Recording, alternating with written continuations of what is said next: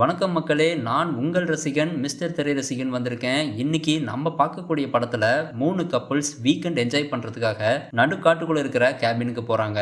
அவங்க நல்லா என்ஜாய் பண்ணிட்டு இருக்கிற சமயத்துல திடீர்னு வானத்திலிருந்து ஒரு விண்கல் வந்து அவங்க கேபின் பக்கத்திலேயே விழுகுது. அத பார்த்தே ஆகணும்னு விளையாட்டுத்தனமா தேடி போவாங்க. அதே மாரி அந்த விண்கல தேடி இன்னொரு கிரியேச்சரும் வந்திருக்கும். அந்த கிரியேச்சர் கிட்ட வசமா மாட்டிக்கிறாங்க. அப்படி அந்த எரிக்கல்லுக்கும் அந்த கிரியேச்சருக்கும் என்ன சம்பந்தம்? அந்த கேபினுக்கு போனவங்க கிரியேச்சர் கிட்ட இருந்து தப்பிச்சாங்களா இல்லையா அப்படின்ற கதையத்தான் இந்த வீடியோல பார்க்க போறோம். அப்புறம் இன்னொரு விஷயம், நம்ம சேனலை நிறைய பேர் சப்ஸ்கிரைப் பண்ணாம தான் பார்த்துட்டு இருக்கீங்க. கைண்ட்லி சப்ஸ்கிரைப் பண்ணிட்டு பாருங்க. அப்புறம் இந்த வீடியோ பிடிச்சிருந்தா ஒரு லைக் பிளஸ் ஒரு ஹைப் மட்டும் கொடுத்துருங்க.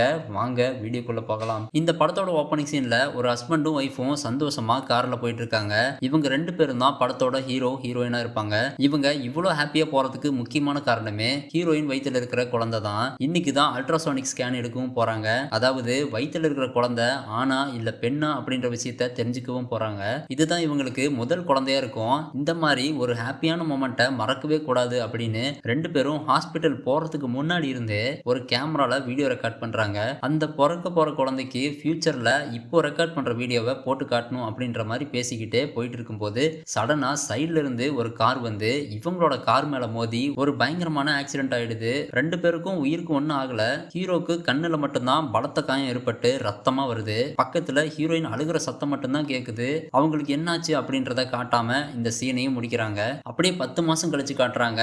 நம்ம ஹீரோ ஏதோ சில டெக்னிக்கலான விஷயத்த பண்ணிட்டு இருக்காரு. நிறைய எலக்ட்ரானிக்ஸ் ஐட்டத்தெல்லாம் வச்சுட்டு பழைய போன்ல இருக்கிற பேக் கேமராவெல்லாம் எடுத்து ஒரு ஹிடன் கேமரா மாதிரி செய்யறாரு. அதுவும் இந்த ப்ராஸ்தட்டிக் ஐன்னு சொல்லுவாங்கல்ல, அந்த பிளாஸ்டிக் கண்ணுக்குள்ள கேமரா ஃபிக்ஸ் பண்ணிட்டு இருக்காரு. இதெல்லாம் எதுக்கு பண்றாருன்னு பார்த்தா கடைசியா ஒரு பயங்கரமான ஆக்சிடென்ட் ஆச்சுல்ல, அதுல ஒரு கண்ணை இழந்திருப்பாரு. அதனாலதான் ப்ராஸ்தட்டிக் கண்ணை வச்சுட்டு இருப்பாரு. அதெல்லாம் ஓகே தான். எதுக்கு அந்த கண்ணுக்குள்ள கேமராலாம் ஃபிக்ஸ் பண்றாருன்னு பார்த்தா ஹீரோ ஒய்ஃப் கூட ஒரு ட்ரிப் போலான்னு பிளான் பண்ணிருப்பாங்க.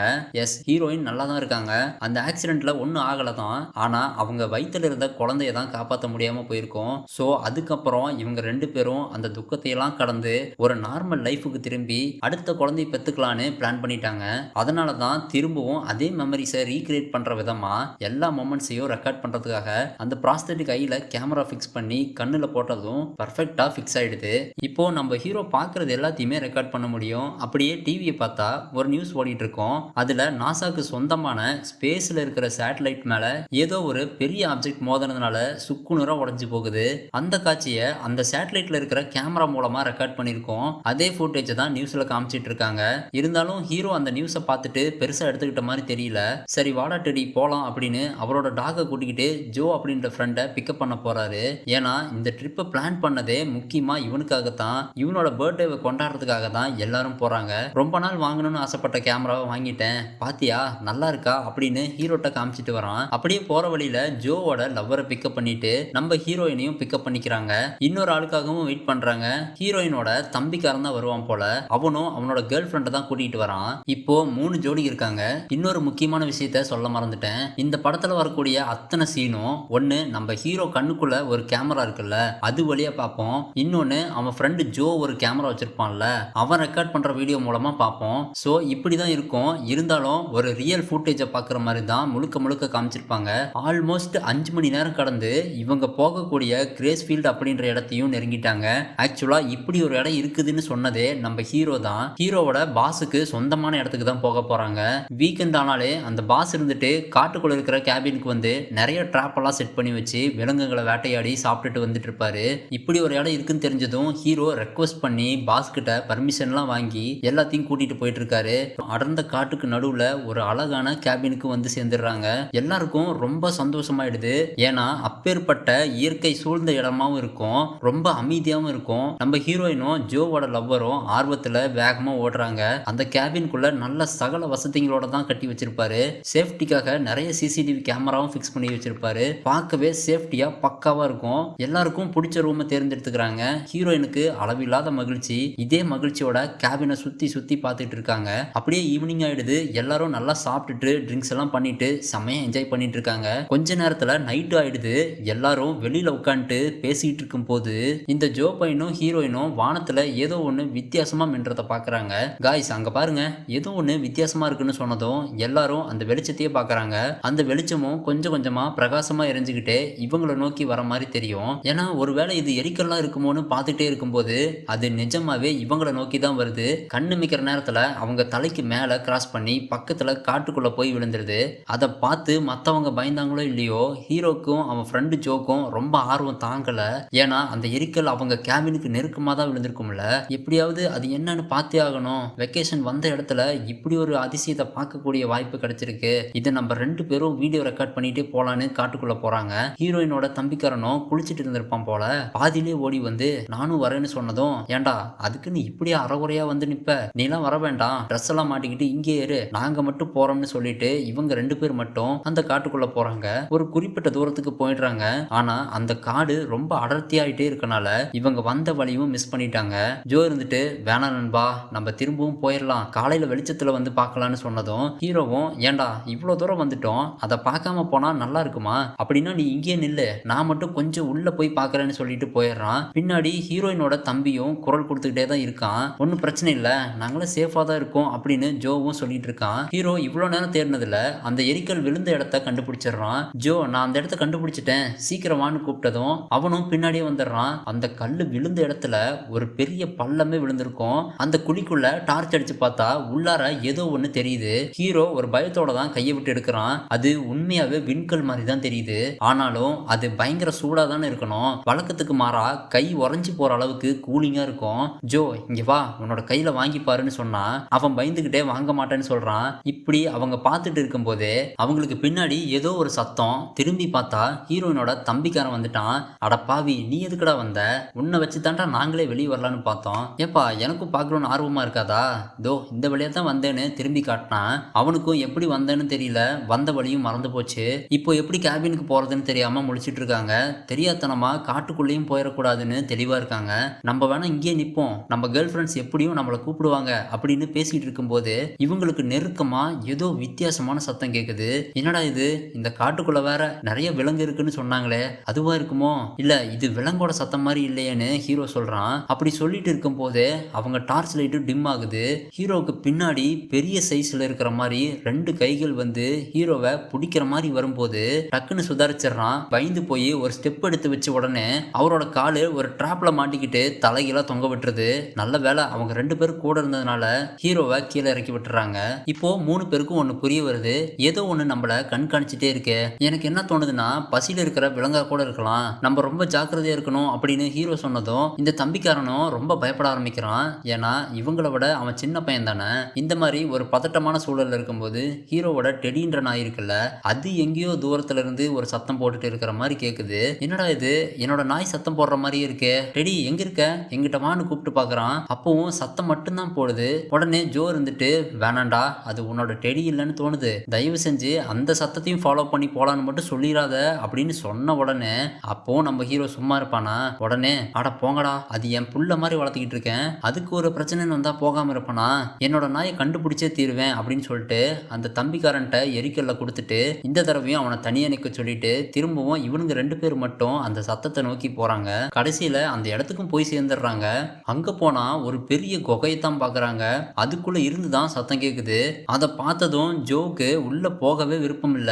இங்க பாரு ஜோ, நான் தான் இருக்கேன்ல, தைரியமா என் கூட பின்னாடியே வான்னு சொல்லி தைரியம் கொடுத்து கூட்டிட்டு போறான். ரொம்ப பிச்சு பிளாக்கா இருக்கனால ஹீரோக்கும் கொஞ்சம் பயமா தான் இருக்கும். அப்படி போயிட்டு இருக்கும்போது போன் ரிங் அடிக்கிற மாதிரி சத்தம் கேக்குது. பார்த்தா இந்த தம்பிக்காரனோட போனு தான் கீழே கிடக்கும். ஆல்ரெடி மொபைலை காணோம், நான் தொலைச்சிட்டேன்னு சொல்லியிருப்பான். அந்த போனு தான் இந்த குகைக்குள்ள கிடக்குது. அதோட டிஸ்பிளேல கூட ஏதோ சிம்பிள் மாதிரி வந்து கிளிச் ஆயிட்டே இருக்கும். அந்த ஹீரோ கையில எடுக்கலான்னு போகும்போது திடீர்னு இன்னொரு கை வந்து ஹீரோவை பிடிச்சிருது. 2 பேரும் ஷாக் ஆயிடுறாங்க. பயத்துல தலை தெறிக்க ஓடுறாங்க. அந்த குகையை விட்டு வெளியில போய் ஒரு பள்ளத்துல நின்னுட்டு ஒளிஞ்சிட்டு பாக்குறாங்க. அந்த ஜோ பையனும், அது என்னவா இருக்கும், ஏதாவது ஜந்துவா இல்ல மிருகமா, அதை கேப்சர் பண்ணியாகணும் அப்படின்னு சொல்லிட்டு மெதுவா எட்டி பார்த்ததும் அந்த கிரியேச்சர் அங்கதான் நின்னுட்டு இருக்கும். நல்ல வேலை அது இவங்களை கவனிக்காம வேற டைரக்ஷன்ல போயிடுது. இவங்க 2 பேரும் சைலண்டா அப்படியே ஆப்போசிட் டைரக்ஷன்ல வந்துட்டு இருக்கும்போது கொஞ்சம் தூரத்துல ஹீரோயின் குரல் கேக்குது. எப்படியோ சரியான பாதையில தான் வந்திருக்கோம், இருந்தாலும் நம்ம இப்ப பார்த்தது யாருக்கிட்டையும் சொல்ல வேணாம், எல்லாரும் பயந்துருவாங்க அப்படின்னு சொல்லிட்டு அவங்க கேபினுக்கும் நடக்க ஆரம்பிக்கிறாங்க. ஹீரோயின் எவ்வளவோ கேட்டு பாக்குறாங்க, யாருமே சரியா பதில் சொல்லவும் மாட்டேங்கிறாங்க. உடனே ஹீரோ இருந்துட்டு காட்டுக்குள்ள கண்டுபிடிச்ச எரிக்கல்ல எல்லாத்துக்கிட்டையும் காட்டுறான். இந்த காட்டுக்குள்ள நிறைய ஆபத்து இருக்கிற மாதிரியும் நம்ம இப்போவே கிளம்பி ஆகணும் அப்படின்ற மாதிரி இன்டைரக்டா சொல்லி பாக்குறான். ஆனா எல்லாருமே அதை விளையாட்டா தான் எடுத்துக்கிறாங்க. கேபினுக்கு வந்த பிறகு ஜோ அந்த வீடியோ ஃபுட்டேஜை போட்டு காட்டினதும், என்னடா இது இவ்வளோ பெருசா இருக்கு, எனக்கு என்னமோ அது உண்மையாவே பசியில் அலையிற மாதிரி தான் இருக்கு, நமக்கெல்லாம் ஏதாவது ஆயிடுமோன்னு ஜோ கவலைப்படுறான். சேச்சே, எனக்கு என்னமோ இந்த கிரியேச்சரை பார்த்தா அப்படி தெரியல, நம்மள அட்டாக் பண்ற மாதிரி இருந்தா அந்த குகையிலே அட்டாக் பண்ணிருக்கணுமே, ஒருவேளை இந்த எரிக்கலுக்கும் இந்த கிரியேச்சருக்கும் சம்பந்தம் இருக்குமோ, இல்லைன்னா இந்த காட்டுல வாழ்ற மிருகமா இருக்குமோன்னு தெரியாம ஒரு கன்ஃபியூஷன்லேயே இருப்பாங்க. அந்த எரிக்கல்லையும் பத்திரப்படுத்தி வச்சுட்டு ரூமுக்கு போனா அங்க ஹீரோயின் அடுத்த குழந்தைக்கான மைண்ட் செட்ல ரெடி ஆயிட்டு இருக்காங்க. ஆனா ஹீரோ சோகமா உட்காந்துருப்பான். ஹீரோயின் வந்து கேட்கும்போது ஹீரோ சொல்றான், எனக்கு மட்டும் ஏன் இப்படிலாம் நடக்குது, முதல்ல நம்ம குழந்தை இழந்தோம், இப்போ உயிருக்கு உயிரா நேசிக்கிற நாயவும் இழந்துட்டேன், வேண்டாமா திரும்பவும் இன்னொரு இழப்பை சந்திக்க விரும்பல, நமக்கு இந்த ரெண்டாவது குழந்தையும் வேண்டான்னு சொன்னதும், இங்க பாருங்க எனக்கு குழந்தை வேணும், நமக்கு ஒரு குழந்தை இருந்தா மட்டும்தான் ஒரு ஃபேமிலியா சந்தோஷமா இருக்க முடியும் அப்படின்னு சொல்றாங்க. அப்பவும் நம்ம ஆளு வேணான்னு தான் சொல்லுவான். நான் ஒருத்தி மட்டும் தான் உன் கூட இருக்கேன், என்னையும் இழக்கலான்னு முடிவு பண்ணிட்டியா அப்படின்னு கோவமா பாத்ரூம்குள்ள போய் கதவை சாத்திக்கிறாங்க. அப்படி போன அடுத்த நிமிஷமே அவங்க அலற சத்தமும் கேக்குது. ஹீரோ வேகமா ஓடி போய் பாத்ரூம் டோரை திறந்து பார்த்தா அந்த பாத்ரூமோட விண்டோ இருக்குல்ல, அந்த விண்டோல இருக்கிற கண்ணாடி உடைஞ்சிருக்கும். இவங்க கத்துற சத்தம் கேட்டு மத்த எல்லாரும் ஓடி வந்துடுறாங்க. நீங்க பயப்படுற மாதிரி ஒண்ணும் இல்ல, ஏதோ பறவை வந்து மோதி இருக்கும் அப்படின்னு சொல்லி சமாளிச்சிடறான். ஆனா உண்மைக்குமே அந்த கிரியேச்சர் தான் அப்படி பண்ணிருக்கோம். ஏன்னா நைட்டு நேரத்துல தான் எந்த பறவையும் பறக்காது இல்லையா. சரி எல்லாரும் ரூமுக்கு போங்க, காலையில பேசிக்கலாம்னு சொன்னதும் எல்லாரும் கிளம்பிடுறாங்க. அப்படி நடு ராத்திரி ஆயிடுது. இப்போ தம்பிக்காரனை தான் காட்டுறாங்க. அவன் நல்லா தூங்கிட்டு இருக்கும்போது ஏதோ ஒரு டிஸ்டர்பன்ஸ் வந்துருது. அவனும் தூக்கம் கலைஞ்சி ஹாலுக்கு வந்து உட்காந்துட்டு போனை யூஸ் பண்ணலான்னு போனை எடுத்தா அது ஆட்டோமேட்டிக்கா கிளிச் ஆயிட்டே தான் இருக்கும். இதுக்கு என்ன ஆச்சு, ஏன் இப்படியே பண்ணுது அப்படின்னு பார்த்துட்டு இருக்கும்போது அவனுக்கு பின்னாடி அந்த கிரியேச்சர் வந்துருச்சு. அவன் தலைமலை கை வச்சு அவனை ஏதோ பண்ற மாதிரி காட்டுறாங்க. அவனும் சத்தமா கத்திடுறான். அவன் போட்ட சத்தம் ஹீரோக்கு மட்டும் கேட்டுருது. ஹீரோவும் எழுந்து வந்து பார்த்தா கீழே இருக்கிற பலூன்ஸ் எல்லாமே மேல பறந்து வரும். அது மட்டும் இல்லாம வீட்டுல இருக்கிற லைட்ஸ் எல்லாமே விட்டு விட்டு க்ளோ ஆயிட்டே இருக்கும். இதெல்லாம் பார்த்துட்டே கீழே போனா வால் கிளாக்கும் நிக்காம படு வேகத்துல சுத்திட்டே இருக்குது. கையில இருக்கிற வாட்சும் அதே மாதிரிதான் சுத்திட்டு இருக்கும். அப்படியே சைட்ல பார்த்தா மெயின் டோர் ஓப்பன்ல இருக்கிறத பார்த்துட்டு வெளியே வந்தா காரோட லைட்ஸும் ஸ்ட்ரீட் லேம்பும் அதே மாதிரி தான் எரிஞ்சுக்கிட்டே இருக்கும். ஐயோ இங்க என்ன நடக்குது ஒண்ணுமே புரியலையே அப்படின்னு பார்த்துட்டு இருக்கும் போதே காட்டுக்குள்ள அந்த கிரியேச்சரோட சத்தம் கேக்குது. அவசர அவசரமா ஓடி வந்து டோரை லாக் பண்ணிட்டு திரும்பினா அந்த கிரியேச்சர் வீட்டுக்குள்ளே வந்துருச்சு. சத்தத்தை ஃபாலோ பண்ணிட்டு மெதுவா ஸ்டெப்ஸ்ல இறங்கி போனா அந்த தம்பிக்காரன் தான் சோஃபால படுத்துட்டு ஏதோ வாய்க்கு வந்த மாதிரி பெணாத்திட்டே இருப்பான். கேட்டாலும் பதில் சொல்லவும் மாட்டிக்கிறான். சிலையாட்டம் உட்காந்துட்டே இருப்பான். சரி இவன் ஏதோ போதையில் இருப்பான் போல, நம்மளே கூட்டிட்டு போய் ரூம்ல படுக்க வச்சிடலான்னு படுக்க வச்சுட்டு வெளியே வந்தா டிவில ஏதோ வித்தியாசமான சிம்பிள் வரத ஹீரோ நோட் பண்றான். அதை பார்த்துட்டு இருக்கும்போதே கேபினுக்கு வெளியவும் சத்தம் கேட்கும்.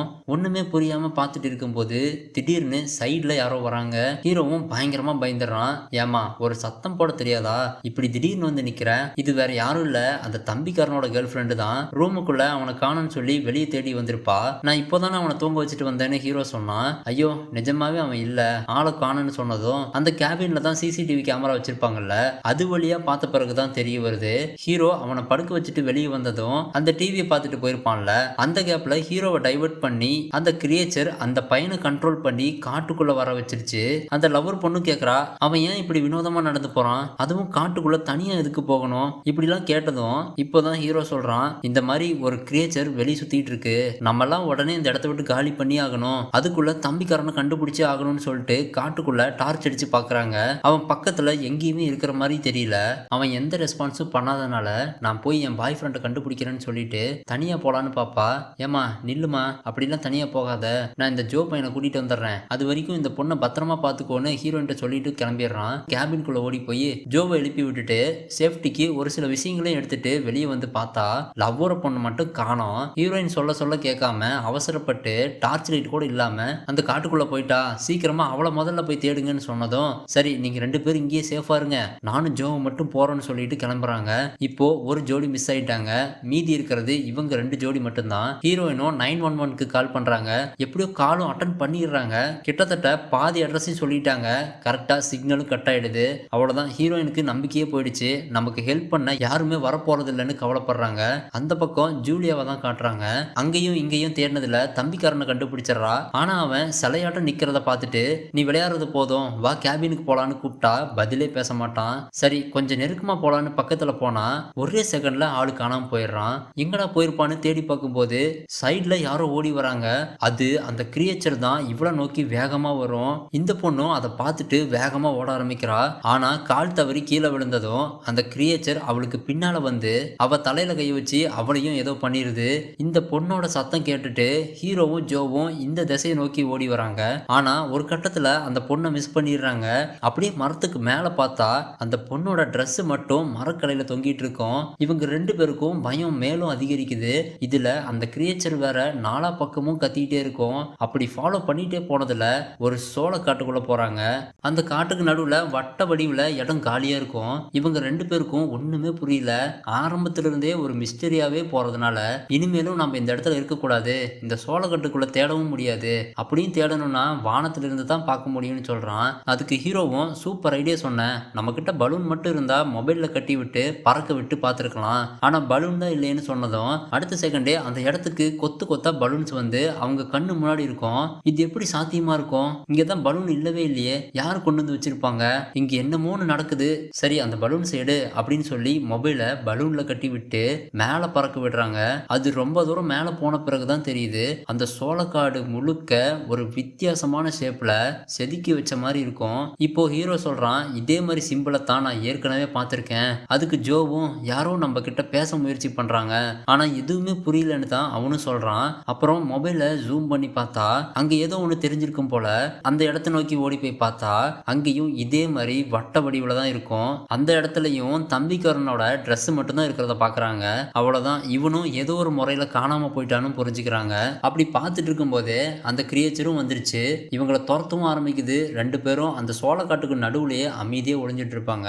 அந்த கிரியேச்சர் அவங்களையே தான் சுத்தி சுத்தி தேடி பார்த்துக்கிட்டே இருக்கும். ஒரு கட்டத்துல அவங்க இல்லைன்னு தெரிஞ்சதும் அது அப்படியே பறந்து போயிடுது. எப்படியோ சோளக்காட்டை விட்டு வெளியே வந்தாச்சு, விடிஞ்சும் போயிருச்சு. ஆனா எந்த வழியா வந்தாங்க அப்படின்றதே தெரியல. இப்போதான் ஜோ ஒன்னு நோட் பண்றான், அவங்க கேமராவை கட்டி பறக்க விட்டுருப்பாங்கல்ல பலூன்ஸ், அதே மாதிரி பலூன்ஸ் எல்லாத்தையும் மரத்துல யாரோ கட்டி விட்டுருப்பாங்க. இவங்களுக்கு மேலும் மேலும் குழப்பமாவே இருக்கும், எப்படி இது நடக்குது? அங்கேயும் பலூன்ஸ் கேட்ட உடனே வந்துச்சு. இங்க கேபினுக்கு வழி தெரியலன்னு சொன்னதும் மரத்துல லைனா பலூன் கட்டி விட்டுருக்கு. அப்படின்னா இதுதான் கேபினுக்கு போற வழியா இருக்குமோ? சரி வா ஜோ, நம்ம அதையும் பார்த்துருவோன்னு அப்படியே ஃபாலோ பண்ணிட்டே போனா கரெக்டா கேபினுக்கு வந்து சேர்ந்துடுறாங்க. 2 பொண்ணுங்களும் கேக்குறாங்க, இங்க என்னதான் நடக்குது, அப்படி என்னதான் மறைக்கிறீங்கன்னு கேட்டா அதுக்கு எல்லாம் நேரம் இல்ல, நம்ம எல்லாரும் தப்பிச்சு ஆகணும்னு சொல்லிட்டு உடனே பேக் பண்ணிட்டு காருக்கு போனா காரு ஸ்டார்ட் ஆகல. முன்னாடி பேனட்டை ஓபன் பண்ணி பார்த்தா அந்த கார்ல இருக்கிற எலக்ட்ரானிக்ஸோட ஃபியூஸ் எல்லாமே ஷார்ட் சர்க்கியூட் ஆயிருச்சு. அந்த நைட்டு லைட்ஸ் எல்லாம் க்ளோ ஆச்சுல்ல, அதனாலதான் ஷார்ட் சர்க்கியூட் ஆகி ஃபியூஸ் போயிருச்சுன்னு ஹீரோ சொல்றான். உடனே ஜோ இருந்துட்டு அப்படின்னு இன்னொரு வழி தான் இருக்கு, அந்த கேபின்ல 2 சைக்கிள் இருக்கும் போல, ஜோவும் அவனோட லவ்வர் மட்டும் ஹெல்ப்புக்கு யாரையாவது கூட்டிட்டு வரலான்னு கிளம்புறாங்க. இப்படி போறது ரிஸ்க்னு தெரிஞ்சுதான் கிளம்புறாங்க. ஹீரோ சொல்லியும் கேட்கல, நாங்க சில மணி நேரத்துல வந்துருவோம், இங்கேயே பத்திரமா இருங்கன்னு சொல்லிட்டு அப்படியே கொஞ்ச தூரம் தான் போயிருப்பாங்க. ஹீரோ கார் கண்ணாடி வழியா பாத்துறான். அவங்க 2 பேர் மட்டும் காத்துல பறந்து வானத்துல போய் மறைஞ்சு போயிடுறாங்க. ஐயோ அவங்களுக்கும் என்ன ஆச்சுன்னு ஓடி போய் பார்த்தா இங்கேயும் அதே மாதிரி தான் Dress மட்டும் தான் கிடக்குது. ஆனா அவங்க 2 பேர்த்த மட்டும் காணோம். ஹீரோயின் இப்பதான் முதல் தடவை நேர்ல பாக்குறா. ஹீரோ உண்மையாவே என்ன நடக்குது அப்படின்றத இப்ப சொல்லி ஆகணும் இல்லையா? அவங்க ரெக்கார்ட் பண்ண வீடியோஸை போட்டு காமிச்சதும் பயங்கரமா ஷாக் ஆகுறாங்க. என்னையா இது, இதுதான் எல்லாத்துக்கும் காரணமா? அப்போ என்னோட தம்பியும் இப்படிதான் காணாம போயிட்டானா? அவன் இல்லாம எப்படி நான் திரும்ப வீட்டுக்கு போவேன்? என் அப்பா அம்மாவுக்கு நான் என்ன பதில் சொல்லுவேன் அப்படின்னு ரொம்ப வருத்தத்தோட அழுகிறா. அப்புறம் பழைய வீடியோஸை யதார்த்தமா பாக்குறப்போ அதுல ஒரு விஷயத்த நோட் பண்றாங்க. இந்த ட்ரிப்புக்கு கிளம்புறதுக்கு முன்னாடி ஹீரோ வீட்டுல இருக்கும்போது ஒரு நியூஸ் ஓடிட்டு இருந்திருக்கும்ல, அந்த நியூஸை பார்த்தாலும் பெருசா கண்டுக்காம போயிருப்பான். சோ அந்த கேமரா கண்ணு மூலமா ரெக்கார்ட் ஆயிருக்கும்ல, அந்த நியூஸ்ல பார்க்கும்போது தான் தெரியுது ஸ்பேஸ்ல சேட்டலைட் மேல ஏதோ ஒண்ணு கிராஷ் ஆகுது. அப்போ இவங்க இங்க பாக்குற சிம்பிள் மாதிரியே வெளிப்படுது. இதெல்லாம் பார்க்கும்போது தான் ஹீரோக்கு கொஞ்சம் கொஞ்சமா புரிய வருது, நம்மள துரத்திக்கிட்டு வர்றது கிரியேச்சர் இல்ல, அது ஏலியன் அப்படின்னு ஹீரோயின்ட்ட சொல்றான். அப்போ அது நம்மள கொல்ல வரல, அதோட பொருள் நம்ம கிட்ட இருக்கு அப்படின்னு தான் ஒளிச்சு வச்சிருந்த எரிக்கல்ல எடுத்து பார்த்தா அதே சிம்பிள் க்ளோ ஆயிட்டு இருக்கும். ஐயோ நம்மளாலதான் இவ்வளவு பெரிய பிரச்சனை ஆயிருக்கு, நம்ம ஃப்ரெண்ட்ஸை எப்படியாவது காப்பாத்தணும், அந்த ஏலியனுக்கு இந்த கல்லு தானே வேணும், சோ இதை வச்சுதான் நம்ம ஃப்ரெண்ட்ஸை காப்பாத்தியே ஆகணும். அப்படியே மெதுவா வீட்டை விட்டு வெளியே வரலான்னு வரும்போது அதே மாதிரி பலூன்ஸ் அந்த டிவிக்கு முன்னாடி கட்டி வச்சிருக்கோம். ஹீரோக்கும் புரிஞ்சிருது, ஜெஸ் அவங்க வந்துட்டாங்க, அவங்க ஆல்ரெடி இங்க தான் இருக்காங்கன்னு சொன்னதும் ஹீரோயினுக்கு புரியல. அடுத்த செகண்டே வீட்டுக்கு வெளியில இருந்து பயங்கரமான வெளிச்சம் வந்து ஒரு சூறாவளி காத்து மாதிரி அடிக்க ஆரம்பிக்க வீட்டுல இருக்கிற எல்லா பொருட்களும் அந்த இடத்துல பறக்க ஆரம்பிக்கும். இப்படி ஒரு பரபரப்பான சுச்சுவேஷன்ல 2 பேருக்கும் என்ன பண்றதுன்னு தெரியாம அமைதியா உட்காந்துப்பாங்க. கொஞ்ச நேரத்துல எல்லா சத்தமும் நின்றது. மெயின் டோரும் தன்னால ஓபன் ஆகி வெளியே வாங்கன்னு சொல்ற மாதிரி இருக்கும். சரி வா அந்த சோளக்காட்டுக்குள்ள போலாம், அந்த ஏலியனால என்ன பண்ண முடியும்னு பார்க்கலாம் அப்படின்னு போனா அது துரத்துது.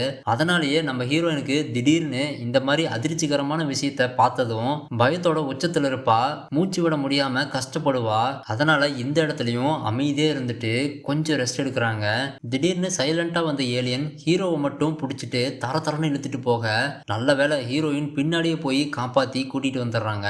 அதாவது ஹீரோவோட பேக்கை தான் அது குறி வச்சு பிடிச்சி இழுத்துருக்கும். அதுக்குள்ள தானே எரிக்கல் இருக்கும். ஹீரோ அதை கொடுக்காதனால இப்போ ஹீரோயினை தூக்கிட்டு போயிருது.